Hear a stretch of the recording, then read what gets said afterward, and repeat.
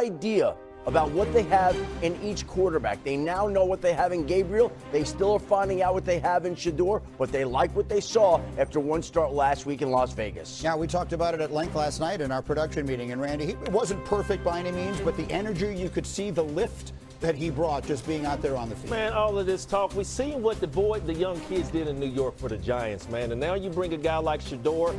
From the day he was drafted, man, you've seen all of this energy from the Cleveland Brown fans. And then you look at last week's, that bomb that he threw, I don't even have to talk about it. You talk about the face of the franchise. Just show Myles Garrett after this pass right here, Rex Ryan.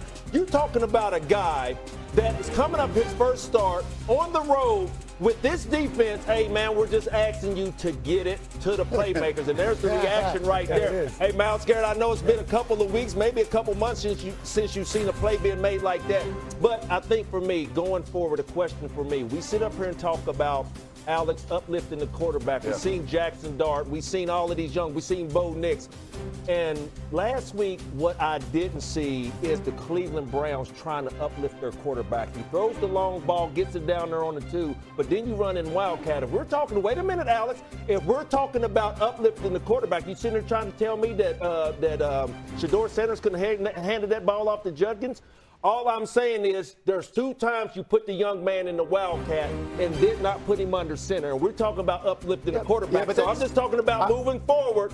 Can they continue to uplift this quarterback? Because the one thing about it, everybody's going to still look at a guy like Shedeur Sanders. They want him to win. I don't know if everybody in that building wants him to win. Well, you're right. For some reason, he obviously is very polarizing. But to go to that game, listen, that's a numbers game. Obviously, going to the Wildcat, you get an extra blocker in the box, and it scores.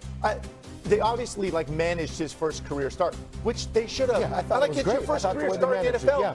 I threw 4 interceptions my first. Most QBs lose the game, and I thought Shedeur knew the assignment and he passed the test. He took care of the football for the most part. Obviously, the 1 interception, but other than that, he played really smart. He made a couple plays down the field, and this team is built around their defense. And again, the formula is going to be very similar today. Right? Do the same things. It's sloppy. You have a dominant defense. He will get some more opportunities though today, Randy. Again, here you see 3rd down. They throw the swing pass, and obviously this changed the game right here. But I think we would have been critical of this coaching staff if they threw him out to dry. If they dropped back 50 times and let Max Crosby hit him upside the head, right? This offensive line has been struggling. I thought they played it smart. Now, again, he's earned the opportunity. This is a no-brainer. He should be starting again here going forward. Yeah. But she should get some more opportunities, to your point, to be in there and to have some opportunities to make some plays. But that's earned, and he has earned it. See, I thought it was a no-brainer to begin with because I thought I see a quarterback with NFL skill set. And what the specific skills I'm talking about is arm talent and touch on the damn deep ball. This guy had it. He had it. Yeah, I mean, in college, it's so impressive, and he's tough as hell. Like that, those are things that I love about this guy. And I hate the fact people say, oh, you hate. The hell I do. I love this kid. I want him to succeed. I just wish people would help him.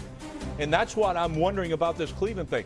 Don't let him get interviewed right after the game when you haven't had a chance to talk about it. He's supposed to be interviewed right after the game. No, I'm talking about as he's leaving the field. Because the first thing he should have said was, by the way, our defense, man, way to go, D. We had 10 sacks. It was awesome and all that. That's what happens. It did, but he comes back and he makes the thing about I and me and all that. That's what you are a quarterback. And to me, it's way different.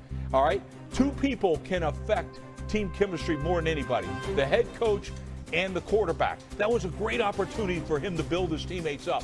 And I think when I saw that last soundbite, what did he say? He said team. Yes, he did. I want to be better for my team. That's outstanding. That's outstanding. I don't know how much that changes. He's young. I don't know how much that changes. I mean, I've watched Shedeur in college. I've listened to him in the National Football League. That's who he is. A very, almost he's arrogant but confident and humble at the same time. Always talks about his faith. That's what he does. That's who he is. It's different. It's different for a lot of us to see that. He's not the stereotypical get up there, talk like the head coaches talk. It's different. But get used to different. As long as they do give him a plan to succeed, like I saw last week. I mean, there was a lot behind the line of scrimmage. A lot. I mean, it goes about 5 yards down the field. That's the way it should start for a rookie.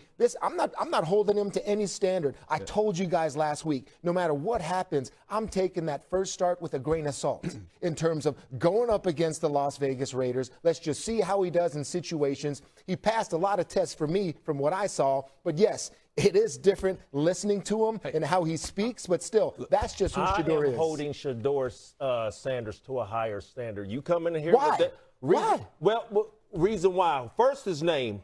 2, of what he did and what he's accomplished in college, okay? Then you come in here with the swag, throwing the wrist up with the watch, talking about legendary.